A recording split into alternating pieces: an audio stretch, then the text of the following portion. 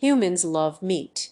Steak, fried chicken, bacon, pork belly, and sausages are just the best things. Eating meat has become so trivial that many people don't consider something a proper meal if there's no animal involved, which is pretty amazing since only a few decades ago, meat was a luxury product. Today, you can get a cheeseburger for $1.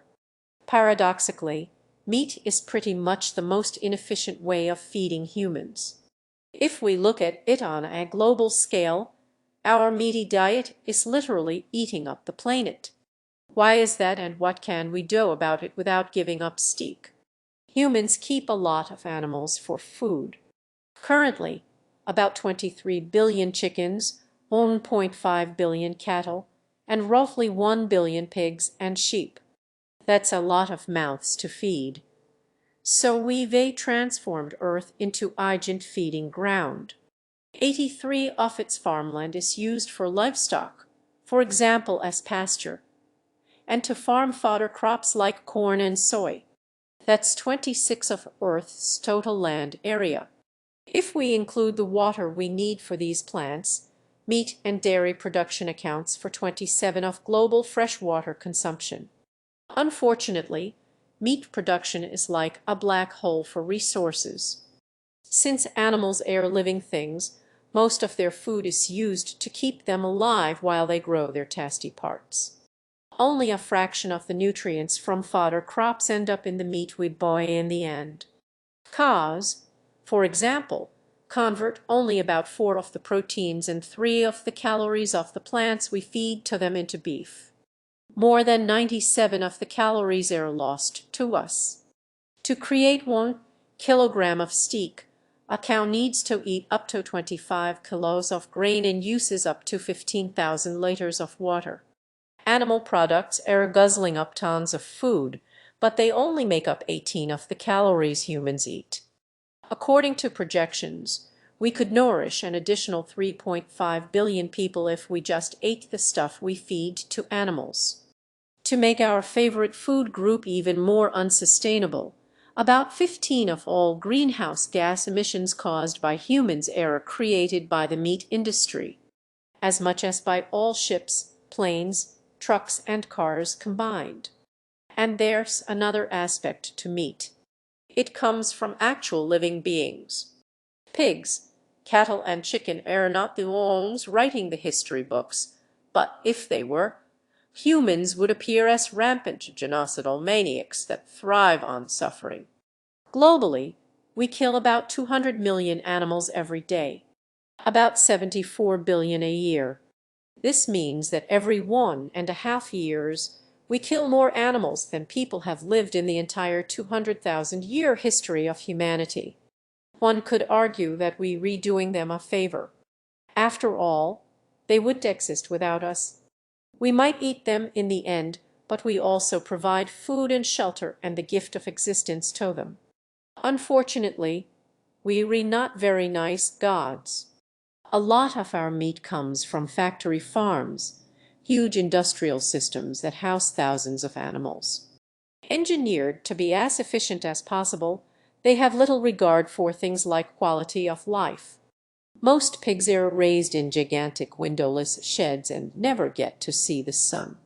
Sows are kept in pens too small to turn around, where they give birth to 1 litter of piglets after another until it's their turn to be turned into bacon. Dairy cows are forced to breed continually to ensure their milk supply, but are separated from their calves hours after birth. To fasten up beef cattle for slaughter, they re-put in feedlots, confined pens where they can't roam, and put on weight more quickly. To make it possible to keep them so tightly together without dying of diseases, the majority of antibiotics we use are for livestock, up to 80 in the years, which helps in the short term, but also fuels antibiotic resistances. But the ones that may have got the worst deal are chickens.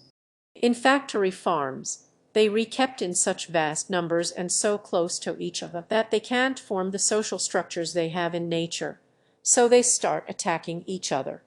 To stop that, We cut their beaks and claws. Male chickens are deemed worthless, since they can't lay eggs and are not suitable for meat production. So within minutes after birth, they were usually gassed and shredded in grinders. Several 100 million baby chickens are killed this way each year. Even if you had a personal score to settle with chickens, how we treat them is beyond broken. So, better buy organic meat where animals are treated nicely. Right. Organic farming regulations are designed to grant animals a minimum of comfort. The problem is that organic is an elastic term. According to EU regulations, an organic hen still might share 1 square meter of space with 5 others. That's a long way off from happy farmyard chickens. Farms that sincerely do their best do exist, of course. But meat is still a business. An organic label is a way to charge more money, and countless scandals have revealed producers looking for ways to cheat the system. And while organic meat might be less cruel, it needs even more resources than conventional meat production. So buying organic is still preferable, but does not grant you moral absolution. The truth is, if suffering were a resource, we would create billions of tons of it per year. The way we treat animals will probably be one of the things future generations will look down on in disgust. While all these things are true, something else is true too. Steak is amazing. Burgers are the best food. Chicken wings taste great. Meat satisfies something buried deep in our lizard brain.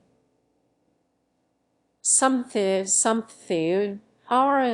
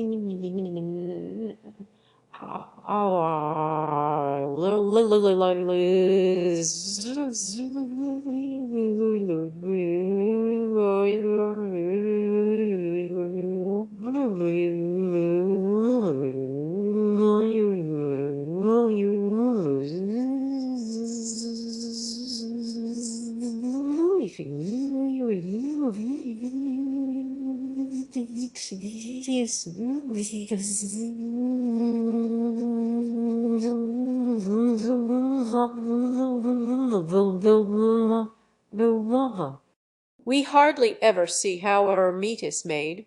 We just eat it and love it. It creates joy. It brings us together for family meals and barbecue parties. Eating meat doesn't make you a bad person. Not eating meat doesn't make you a good one. Life is complicated, and so is the world we've created. So, how should we deal with the fact that meat is extremely unsustainable and a sort of horrible torture? For now, the easiest option is opting out more often. Taking a meat-free day per week already makes a difference. If you want to eat meat produced with less suffering, try to buy from trusted producers with a good track record, even if it costs more. To make an impact on the environment, go for chicken and pig rather than lamb and beef, as they convert their feed more efficiently into meat. And if you are going to have your steak, you should eat it too. An average American throws out nearly a pound of food per day, a lot of which is meat. In the future, science could get us clean meat. Various startups have successfully grown meat in labs and are working on doing so on a commercial scale. But solutions like this are still a few years away. For now, enjoy your steak, but also respect it. And if you can, make it something special again. We have something else for you that's also special and tastes even better than steak. We get asked a lot how we make our videos. We thought we'd just show you. Kurzgesagt teamed up with Skillshare, our favorite online tutorial service, to teach you our unique animation style. We've just released part 3 of our animation tutorial series where you can learn to animate a scene from our videos. Skillshare is an online learning community with over 20,000 classes in all kinds of cool stuff like writing, illustration, and animation. With their premium membership, you get unlimited access to high-quality classes from skilled professionals. One of them is us. And we also snagged a special offer for you. The first 1,000 people to use the link in the description get 2 months of unlimited access for free. If you want to learn how we animate our videos, you can start there today. Quack.